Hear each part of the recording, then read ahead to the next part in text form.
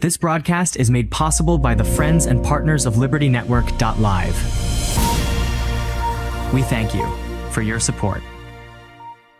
I'm going to be here for the next few weeks, and I'm going to go ahead and finish our short study on Islam. Of course, we are now 2 verses into Galatians, so once we're done with Islam, we will get right back into Galatians until we finish that topic, and then we may go to Romans after that. But, of course, we've talked about the history of Islam, and we've talked about the religion of Islam.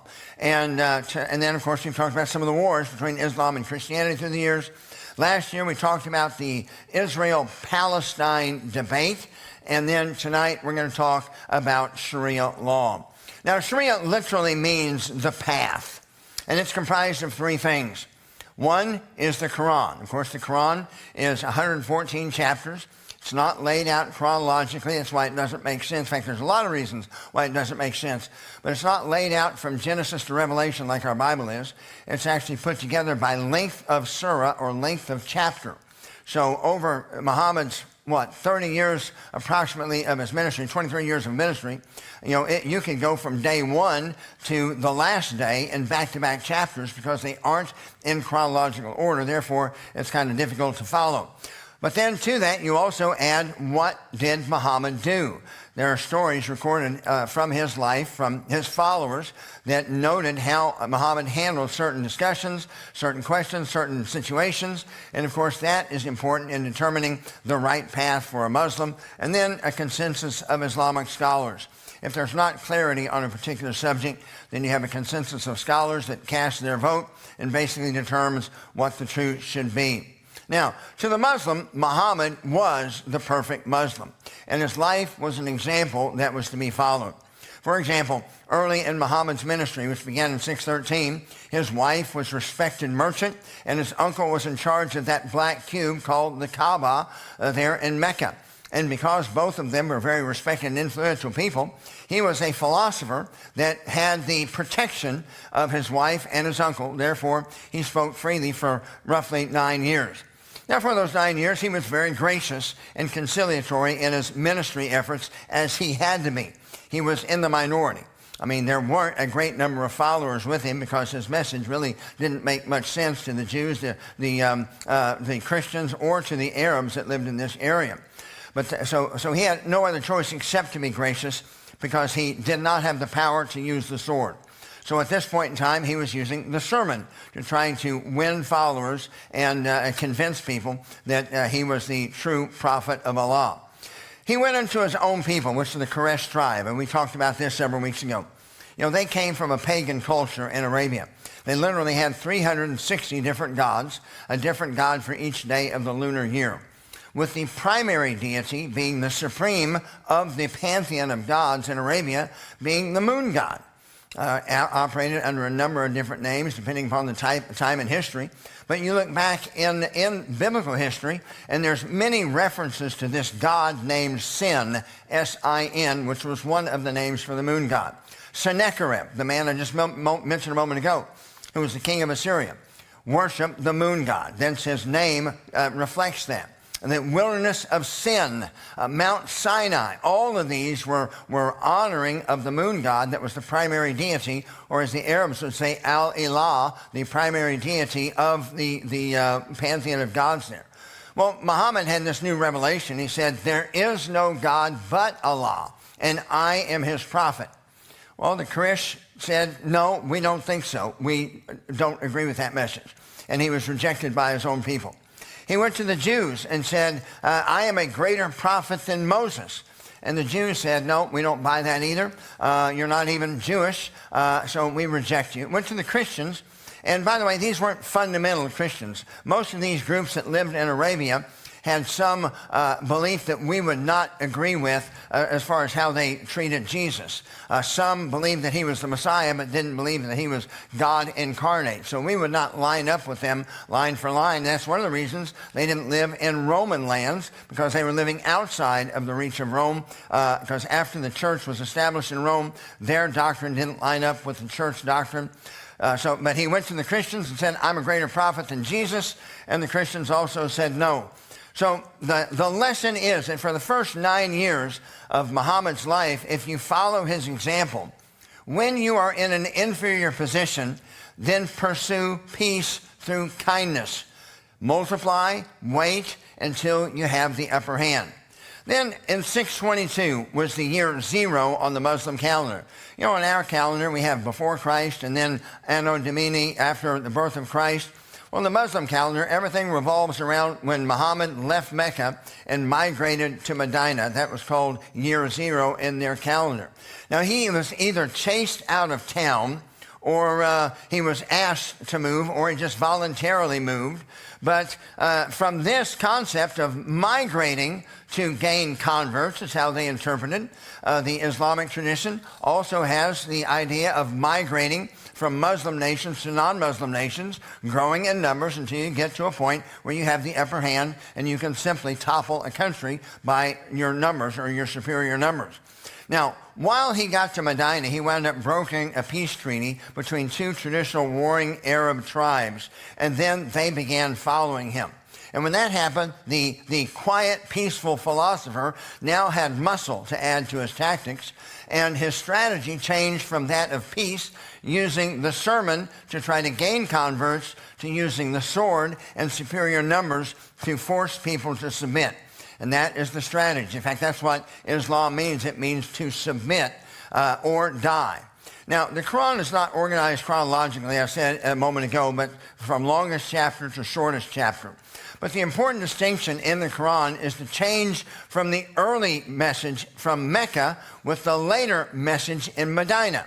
And as you see on the screen, out of the 114 chapters, only this line here was what we've been called the later verses. Those that were given in Medina, these all were given during the period of time early in his ministry where he was in Mecca. And let's look at some of them. I talked about how they were very kind and conciliatory. Notice that first one. He's talking to Christians and Jews. And this is a message supposedly from the angel to Muhammad, telling Muhammad that if he has a question about any of the revelations that he's been given, then go ask the Christians and the Jews, and they will help make that clear for you. So very positive in relationship to the Christians and Jews. Then we see Surah 350.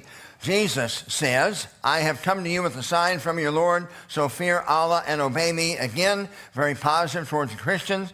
And then Surah 256, there is no compulsion in religion. And of course, in the early part of Muhammad's work, there could not have been any compulsion because he didn't have the upper hand. He was actually in the state of being a persecuted minority. Then they moved to Mecca, or moved to Medina, and the verses that came then replaced the earlier verses.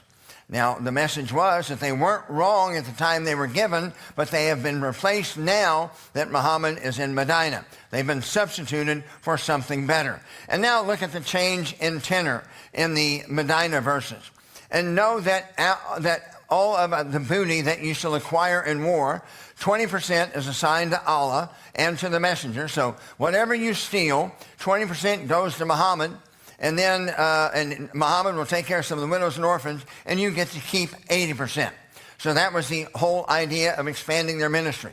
Therefore, when you meet the unbelievers in a fight, strike at their necks at length when you have them thoroughly subdued, and then bind them firmly and put them into slavery. Surah 47:4.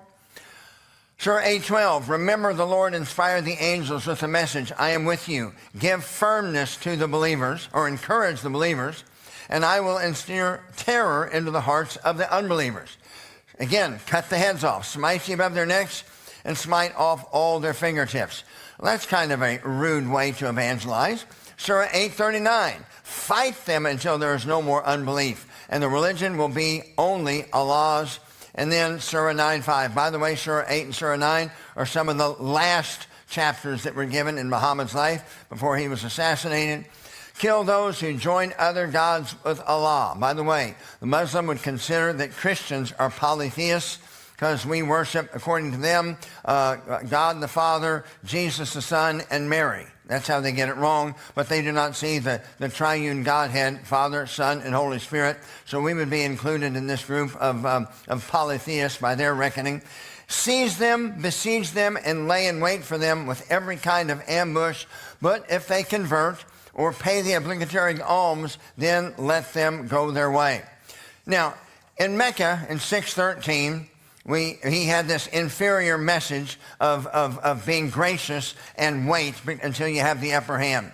Then, of course, 622, he made the pilgrimage to Medina. And at Medina, the message changed.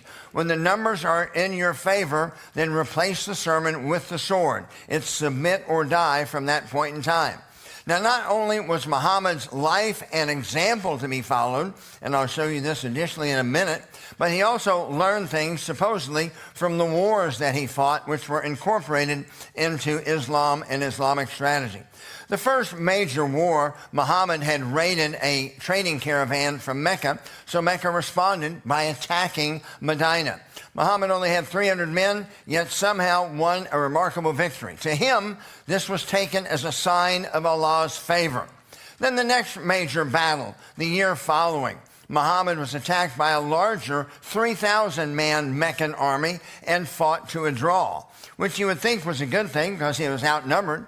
However, because they had a greater loss of life than the Meccans, Muhammad took this as a sign of ill favor from Allah and concluded that it's because they had lost their dedication to Allah. Therefore, they needed to rededicate themselves to purity in order to find Allah's favor. That was followed by another major battle in 627. The reason it's called the Battle of the Trench is because Medina was greatly outnumbered, so they dug trenches to try to cause roadblocks for the Meccans as they attacked. Heavy rain came in during this battle, and basically the battle never materialized. The 10,000 soldiers from Mecca wound up just packing up and going home after a few days of intense rain. And as a result, Muhammad celebrated by attacking a Jewish community there in Medina. He laid siege for 15 days. I guess he was looking for somebody to fight since the battle with Mecca had been postponed. He wound up capturing this Jewish community after they surrendered, after 15 days of a siege. And that night, Muhammad and his men beheaded some 600 to 900 of these Jews and raped the women and children and then sold them into slavery. So that set a precedent for how you're to handle captives. Then the next year, Muhammad was involved in another attack of a Jewish community. Only this time, he didn't murder them all. This time, he decided to make it into a profit-making venture. He allowed them to live, but they were to give him half of all that they grew. So he was able to feed himself and his troops, and they were basically paying protection money in the form of half of their crops. And they also were afforded what was called dhimmi, or slave status, meaning that they were not citizens, but they didn't kill them either. They were treated as second class, and they were treated as slaves. Then the Treaty of Hudaybiyah, which is very significant. 628, Muhammad had decided to counterattack Mecca. He had 1,400 troops, which wasn't nearly enough. They wound up calling a truce, and he signed a peace treaty between Mecca and Medina, a 10-year peace agreement, which he broke 2 years later and reinvaded Mecca, and this time slaughtered the city and everyone that's in it. And the point that was made from that, which we need to listen to, is Islam does not believe in a truce at all. The world is divided into two spheres: the world that's already under Allah and the world that's at war. And they will be at war until the entire world is under the rule of Allah. So there is no such thing as peace. There is just a temporary cessation in hostilities until the odds are in your favor. Now, I'll repeat this again later on because this is so important, and it's some of what we're seeing in the Middle East now. If this peace agreement lasts at all, which I don't believe it will only last until the Palestinians believe that they are in a better situation to try to attack Israel. But that's what the example that was set. If you don't have the upper hand as a Muslim, then you pursue peace, but you don't really mean peace. You just mean a temporary truce until you do have the upper hand, and then you re-engage, and there's no mercy at that point in time. As a matter of fact, he came back, as I said, 2 years later. 2 years is not a 10-year peace treaty. If it's not a 10-year peace treaty, and you come back after 2 years, I would say you're breaking that agreement. But this has been carried forward all the way up until this last century. For those of you that are old enough, perhaps remember the Camp David Accords between Egypt and Israel when President Carter was in office. Of course, Anwar Sadat, who is the president of Egypt, caught a lot of blowback from Muslim countries because he was engaging in this temporary peace agreement with Israel. And his response was, remember Hudaybiyah. Now, what do you think he meant by that? He meant, I have not changed sides. I still hate the Jews. This is not a real peace deal. Just as Muhammad had set the example, we're just having a temporary peace, and we will reinstitute our war at a later date. In fact, the same thing happened in 1993. You remember the Oslo Accords when President Clinton was in office. Again, there was a peace agreement between Yasser Arafat, who was supposed to represent the Palestinian Liberation Organization, and Israel. And again, Arafat was catching a lot of blowback because of signing this agreement with Israel. And he said the same thing. He said, remember Hudaybiyah. So recognize that the goal of Islam is not peace, but to make the world submit to the rule of Allah. And Muhammad's life was an example or a pattern which Muslims are to follow. Now, one of the missionaries that we support in our church still, but I first met some 15 years ago, his name is Elijah Abraham.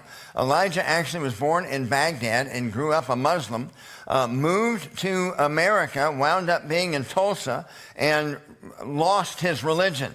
And basically challenged God to prove himself. Next thing you know, Elijah found himself at a Baptist church. Next thing you know, he's at a Baptist seminary, and now he's a Baptist evangelist. But he grew up in Islam, so has a great understanding of it.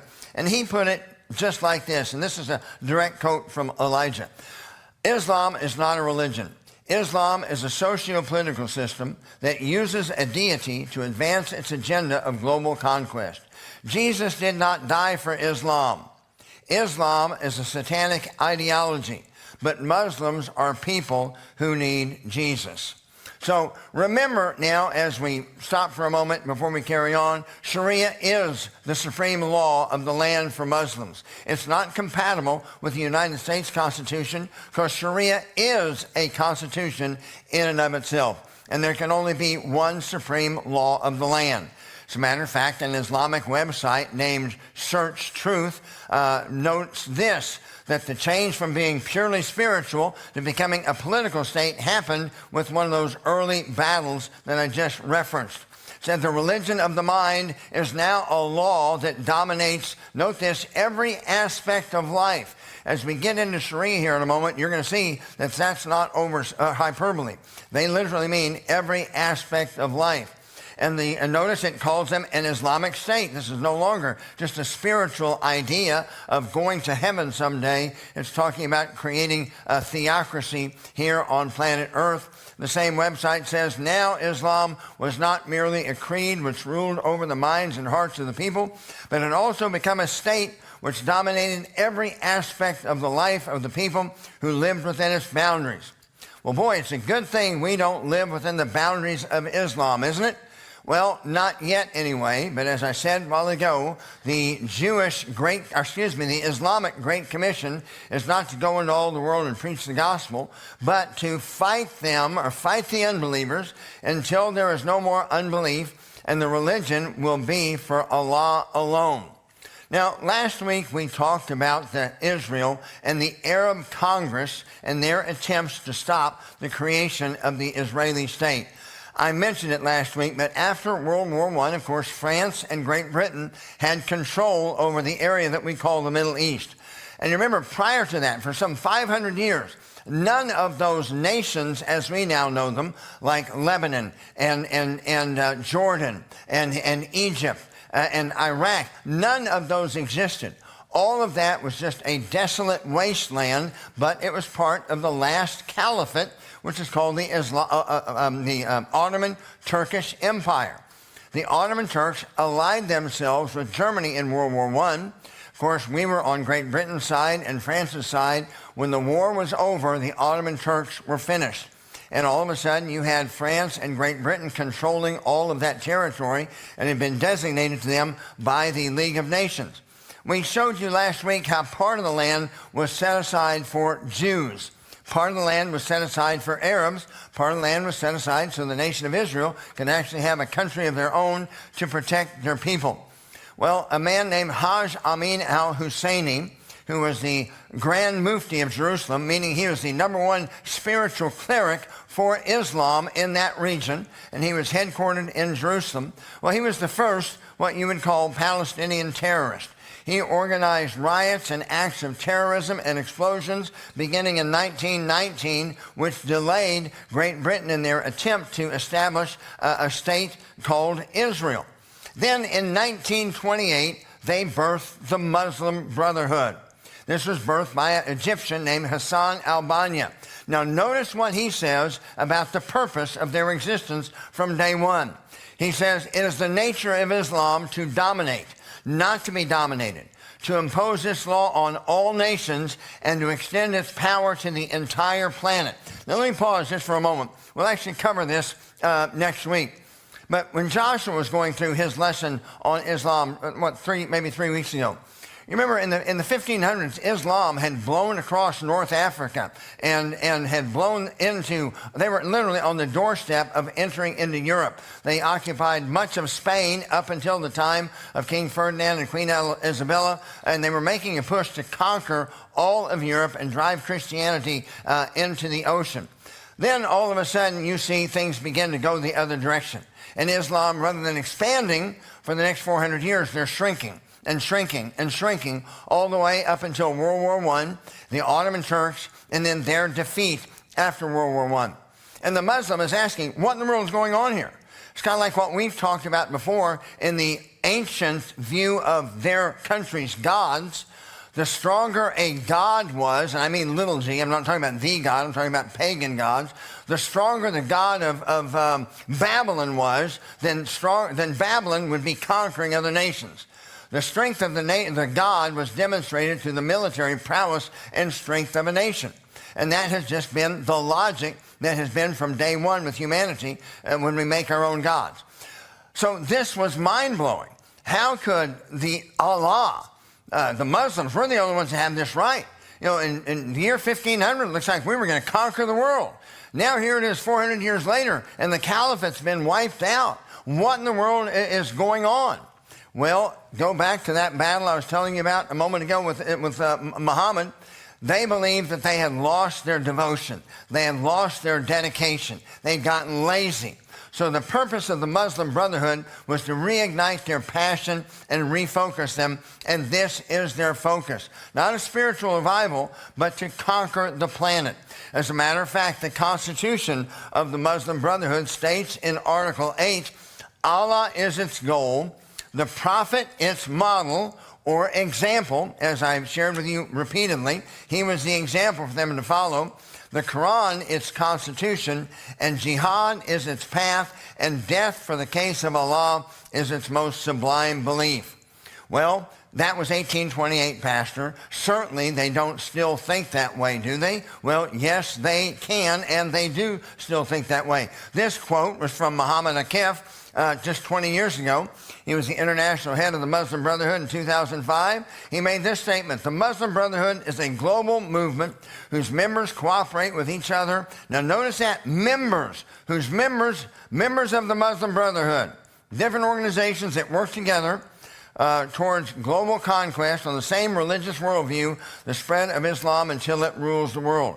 Next week, we're going to look at a number of these organizations that are operating now in the United States of America.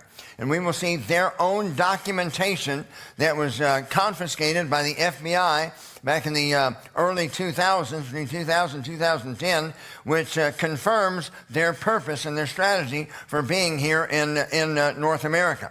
Well, in 1998, and by the way, one of these organizations is called the Council of American Islamic Relations. Have any of you heard of CARE? Okay, very good. Well, in 1998, the president of CARE was a man named Omar Ahmad. And he was quoted in giving a speech in the San Ramon Valley Herald, and he made this statement: Muslims in America are not to assimilate to American society.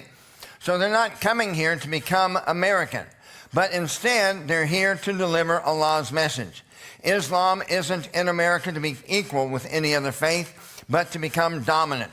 The Quran should be the highest authority in America, and Islam the only accepted religion on earth. Now, as I said, next week we'll get into some of the details of some of these organizations that have been proven to be affiliated with the Muslim Brotherhood, proven to be affiliated with Hamas, that should not be operating on our shores. They are terrorist groups with known terrorist ties, and hopefully with this president, he'll put his foot down and we'll shut them down.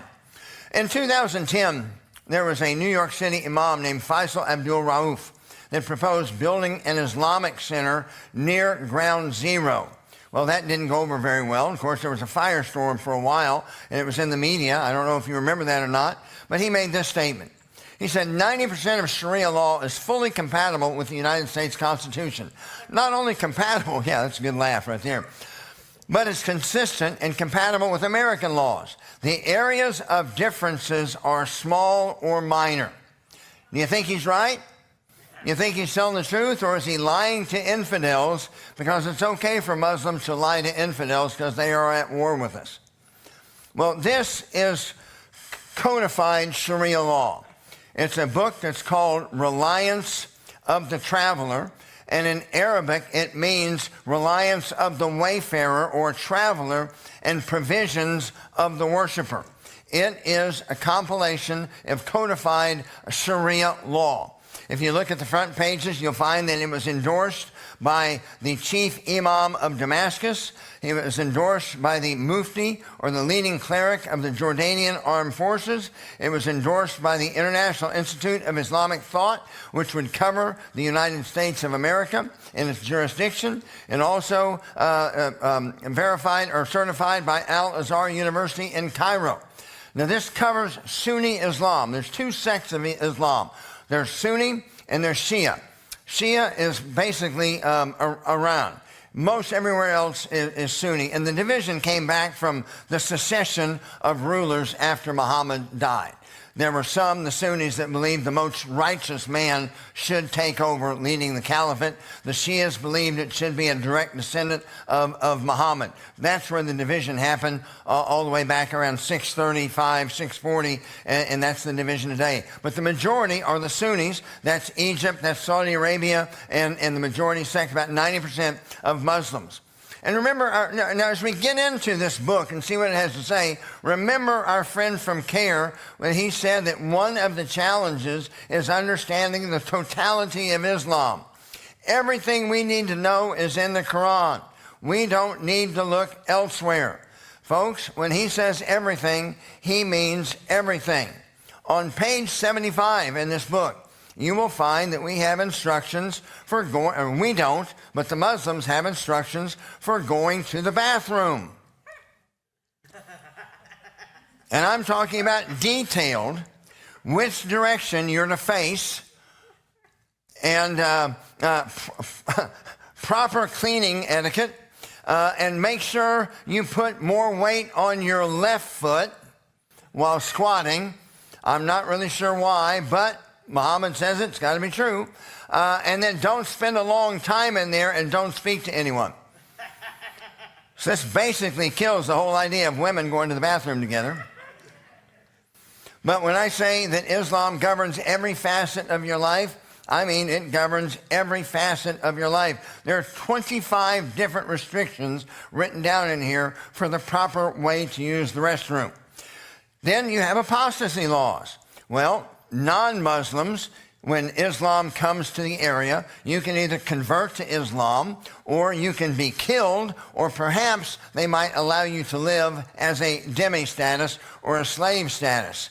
But it was the death penalty if you were a Muslim and you decided to abandon Islam without question. So what about apostasy laws here in this book of Sharia law? Well, it says the first two sections, when a person who has reached puberty and is sane voluntarily and voluntarily apostatizes from Islam, then he deserves to be killed. In such a case, it is obligatory for the caliph or the leader of the Islamic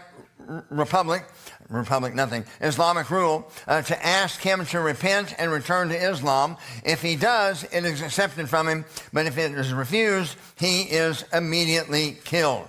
And folks, this is still true today. I had a clip up here from like 2012 going on in Iran, but you had a Muslim that converted to Christianity, and they were planning to hang him and have hung many. What about slander? Well, living in America, we define slander as saying something about someone that is not true, lying about someone. But Islam defines it differently. Islam defines slander as saying something negative or hurtful, even if it is true. And as former President Obama said in a famous speech before the United Nations, he said, "The future does not belong to those who would say something hurtful about the Prophet of Islam." Folks, of all the allegations that were made about this man and his background, and of course he claimed to be a Christian at times, and it was alleged that he was a Muslim at times, but a non-Muslim would not make that statement, because it doesn't ring in our ears because we aren't tuned to it or sensitive to it, but that is a very pro-Islamic statement, and I am just glad that he is not still in the White House. Well, what about marriage? Well, ladies, you'll be glad to know you don't have to wrestle over the decision of who you plan to marry. That decision is made for you, either by your father or your grandfather, who are responsible for finding you a suitable husband. And of course, for those of us that are married, if we have questions dealing with certain things, even regarding intimacy in marriage, the obligation for the woman to comply with her husband's desires is on demand. If you can read this up here for yourself, wife's marital obligations, it is obligatory for a woman to let her husband be personal with her immediately whenever he asks her. Now, folks, I'm not saying that all of Sharia is bad. Some of this is actually pretty good. However, you ladies might want to take note of what's going on, as we do need to object. And it's not just about the men. You women are protected here. It says here that a man must be available to his wife at least once every 4 days. And the reason it's every 4 days is a Muslim man can have up to 4 wives.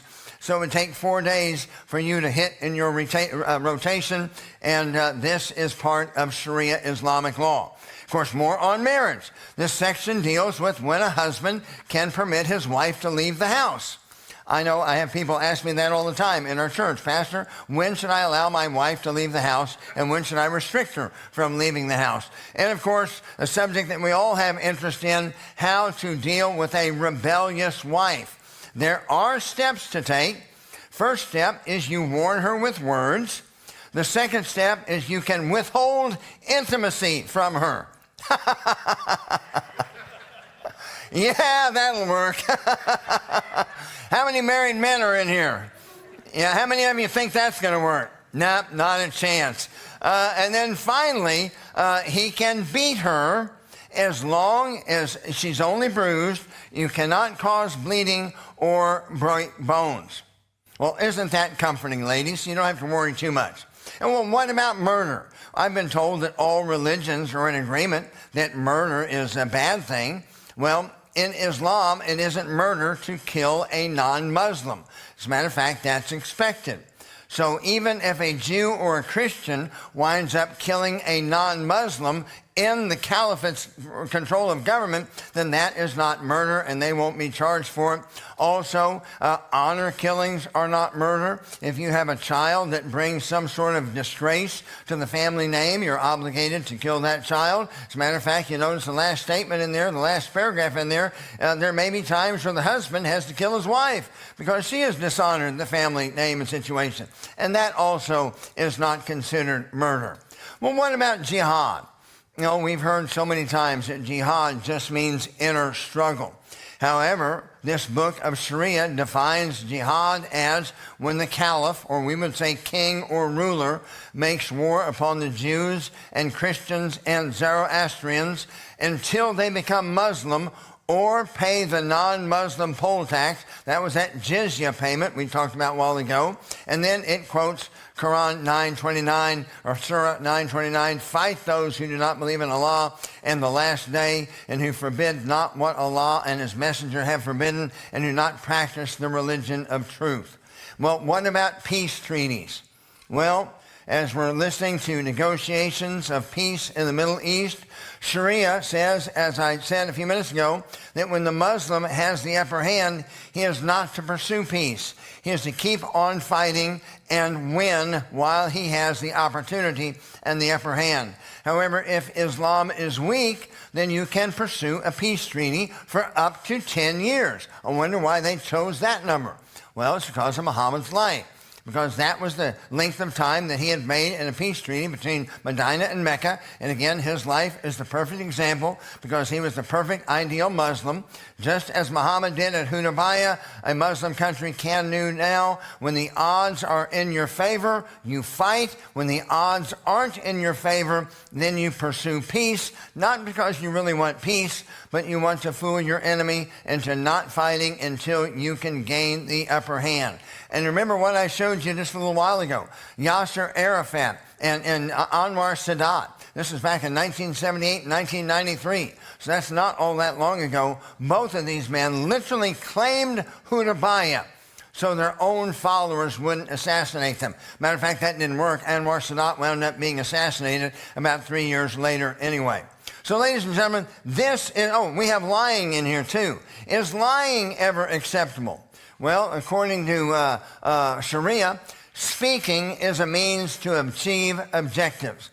If a praiseworthy aim is attainable through both telling the truth and lying, then you shouldn't lie because there's no need for it.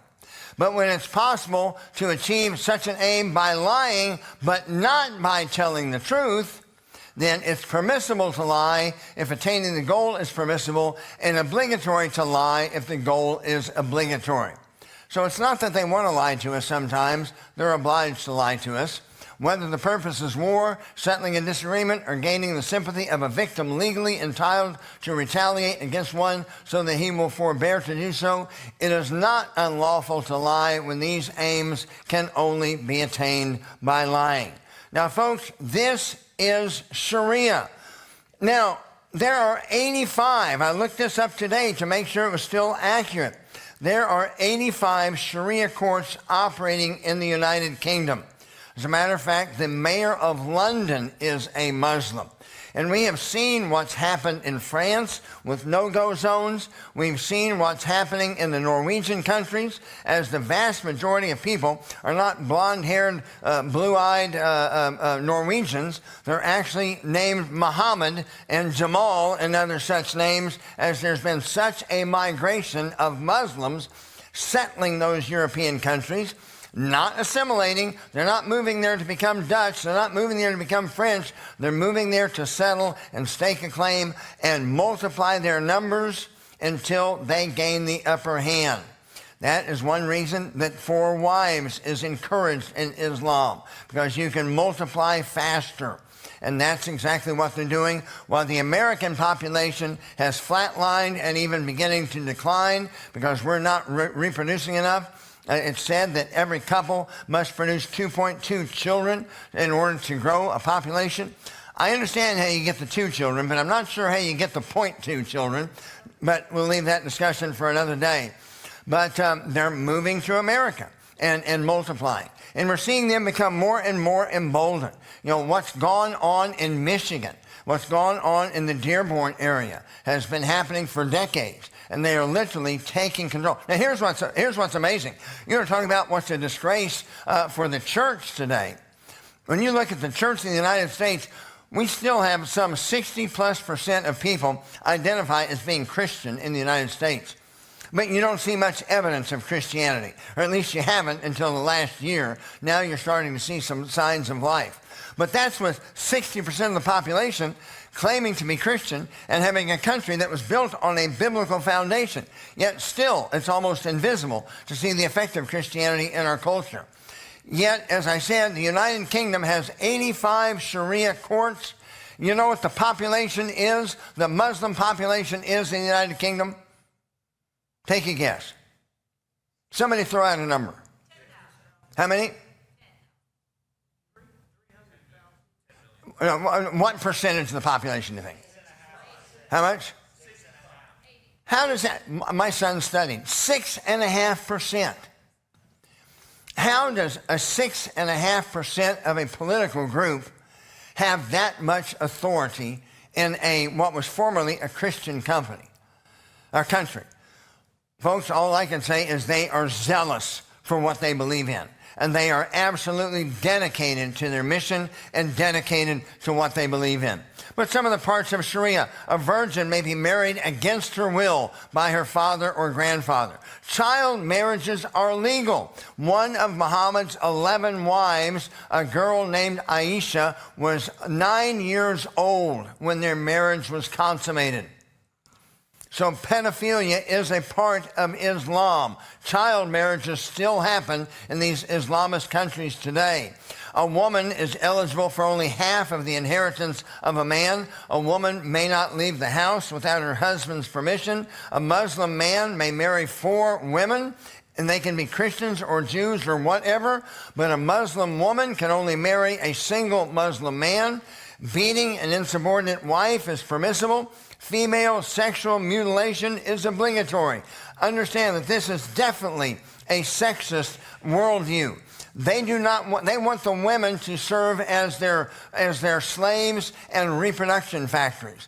They don't want their wives to be tempted to be unfaithful. Therefore, women in many Islamist countries face a not optional mutilation of their thank you. I'm not going any farther in church. That's as far as I'm going with that. Anyway, you can fill in the details. But sexual mutilation is obligatory. And then divorce may be initiated by the man only, and a woman cannot initiate it. And a woman's voice in court is worth 1/4 to 1/2 that of a man's voice. Now, this is Aisha Bibi. How many of you remember seeing her picture before? This is about 8 to 10 years old. She was an Afghani woman that was taken against her will and married to a Taliban fighter when she was 14 years of age. She was physically abused by her husband and his family. She was treated like a slave. She was forced to sleep in an outside building with the family's animals.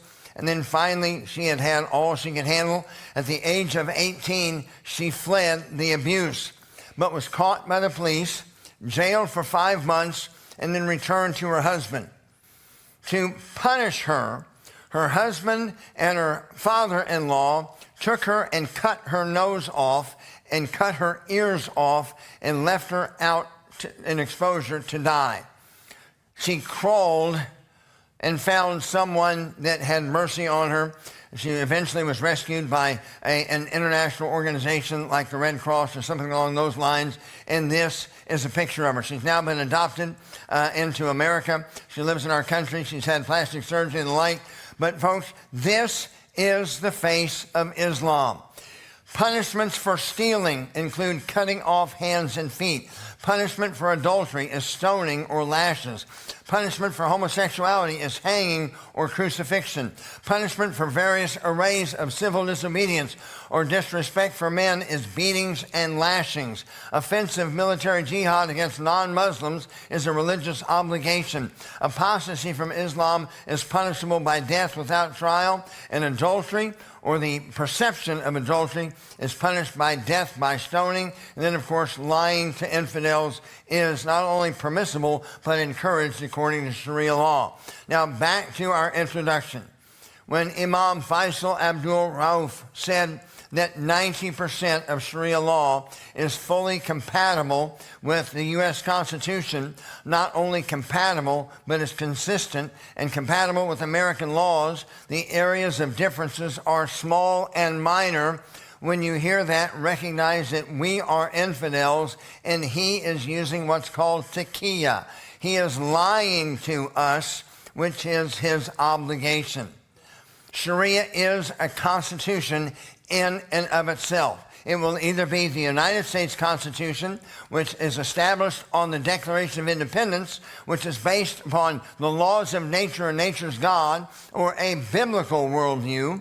We either have the United States Constitution or we will have Sharia law that is based on the Quran, Hadith, and a consensus of the scholars, but in no way are they similar in any detail. As with just this short sampling, I have shown you a few examples. By the way, I have this book up here. If you want to come up and glance at it, you are welcome to. It's not a novel. It's just law. It'd be like reading one of Joshua's boring law books or John's boring law books, and that's how it's written, but you'd be amazed at what it actually says. Now, summary slide and we'll be done.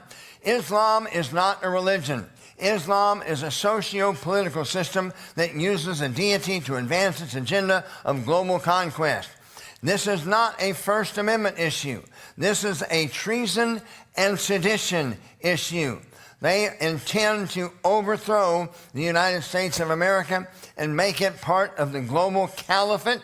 And then Sharia is not compatible with the U.S. Constitution. Islam seeks to replace the U.S. Constitution and bring the great Satan, which is their affectionate name for us, into the global caliphate. Now, next week, we will get into a history of Islam in America, which quite frankly goes all the way back to the days of George Washington. And it wasn't a positive history. It was a history of warfare with these thugs, and it still is to this day.